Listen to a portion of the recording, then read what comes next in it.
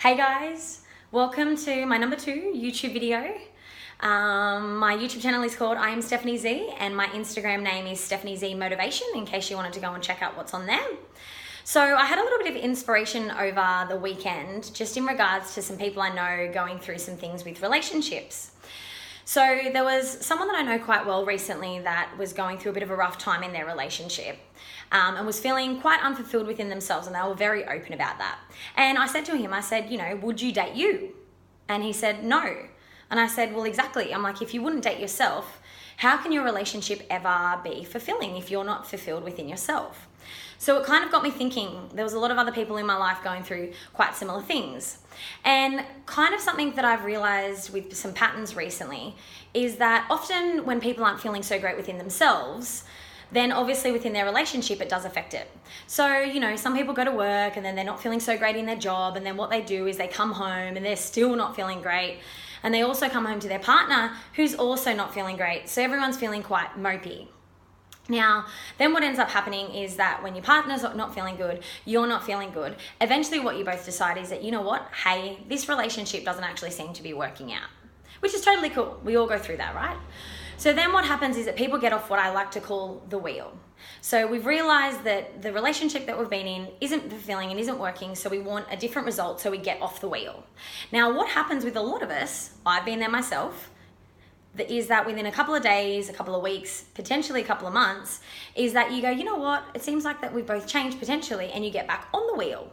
And then what you do is that you're on this wheel, and again, things are starting to go like all right in the beginning, they're going great, getting a little bit better, and then you know what, those old patterns start to come out again, and you start going, you know what, this isn't any different than it was before. And you go, you know what, it's time for a change. So you get off the wheel again.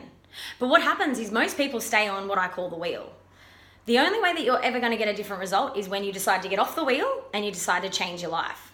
Now, the thing is, what a lot of other people decide to do after that is they're on their own and they're going, yeah, I'm doing really good. I'm on my own. It's all good. I don't need anyone. And then they decide to get on Tinder, get on Plenty of Fish, get on dating sites, go out, and they're like, I'm going to go and meet someone to try and get over the other person. But then what they do is they end up staying with that person that they meet, realizing deep down that they're not actually the right person. And then they go and try and fill this void that they're missing because they don't know how to be alone. They don't know how to be on their own. So once again, they're not feeling fulfilled within themselves. And look, this isn't the case for everyone. I'm just giving examples of some things that I've noticed around my personal life recently. The thing is, I don't think that most of us realize is that happiness can only come from within. Love can only come from within. No one else can give us that. No one. Yes, you can be in a relationship and you can have moments of happiness and moments of love, of course, but true happiness and true love has to come from within you, no one else. Now, going back a couple of steps, what a lot of us do is that we can never actually be on our own. So what I mean by that is a lot of people don't know how to be happy on their own and don't know how to love themselves on their own because they don't give themselves the time. When we're in a relationship, we are with another person. So often we don't get to find out what we like and what we don't like because we're kind of being defined by another person and their opinion. So what I find is that a lot of us have what I like to call distraction. We'll be like, oh my God, I have to be texting this person. I have to be on the phone to this person. I'm going to be drinking my wine with my friend. I'm going to be out smoking a cigarette. I'm going to go to the beach. I'm going to be in my car. I'm going to be working nonstop. I'm going to go watch TV. I'm going to go watch a YouTube video, blah, blah, blah, blah, blah, blah, blah. And you're constantly got a distraction. Forgetting that, to find true happiness, to find true love, to find true peace and stillness, we have to be on our own with no distractions, quiet time, right? So I guess what I'm trying to say as well is that some people have a little to give. So as in what I mean by that is they have a decent amount of fulfillment within what I call the cup. So we all have a cup every single day of our happiness or love, let's say. The more that you can work on yourself and the more that you can fill that cup up and the more that it starts to overflow, the more that you can give it to other people and you can spread it. But the less that you have in the cup, the less that you can give to others. So there's some people that I know that have a little bit in their cup. They do work on themselves a little bit, but what they do is they just go and give that to everyone, which is what I used to really do to myself. I'd exert everything that I had and forget that I needed to keep some for me. So, if you're, especially most mothers, or, you know, a wife or a husband, you're giving out the only small amount that you have in that cup to your husband or to your wife or to your friends or to your family or to your children, which is understandable. But then what happens is, because you've only got a little bit in your cup, you give everything out and then you've got nothing left for yourself, which it's actually meant to be the other way around. You're meant to be fulfilling yourself up first, and then once you're fulfilled and you're feeling really happy, you're able to spread that to others and you're able to inspire other people. And that's what really life is all about. So a thing is, I think that a lot of people think in relationships as well, is that when you meet someone, it's all exciting, you know, you're doing all of these extra special things to try and impress someone. What I want to ask you guys is, why do we stop doing that? People think, oh, a relationship, oh, it gets boring after a while, it's not fulfilling anymore. You know why? Because we stop doing those little things. We stop buying the girl some flowers that, you know, surprise her. We stop surprising people with like a nice dinner out.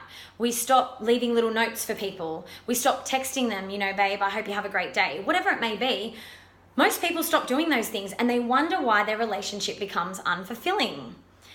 It's like your car. If you buy a really nice car and you keep it parked in the driveway, and you don't ever use it, eventually it's going to rust and it's not going to be able to go. If you've got no fuel, got no oil, you've got no water, you're not servicing it.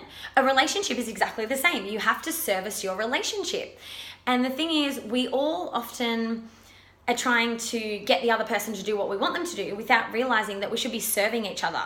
The more that you can be like, you know what, I'm going to help you as much as I can and I'm going to serve them.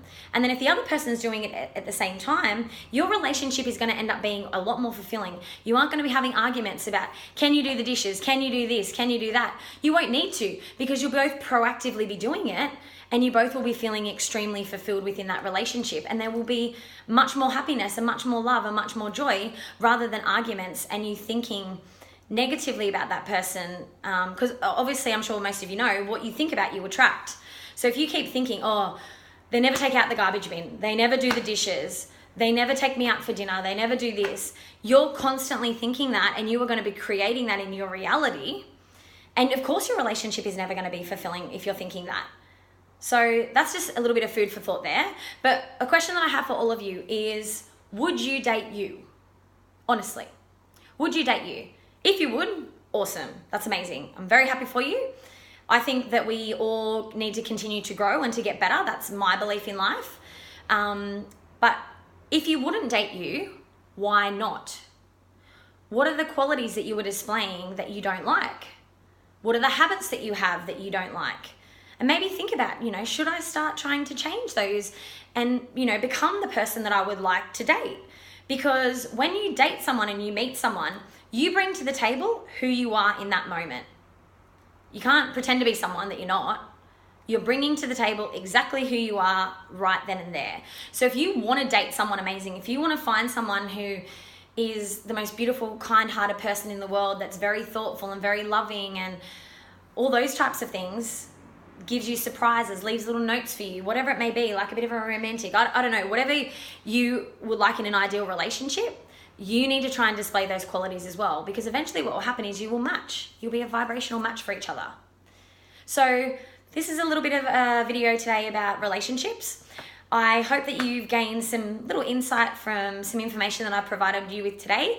Feel free to leave any comments or contact me through my Instagram account, Stephanie Z Motivation. As I always say, you've got this. Namaste. Talk to you soon, guys.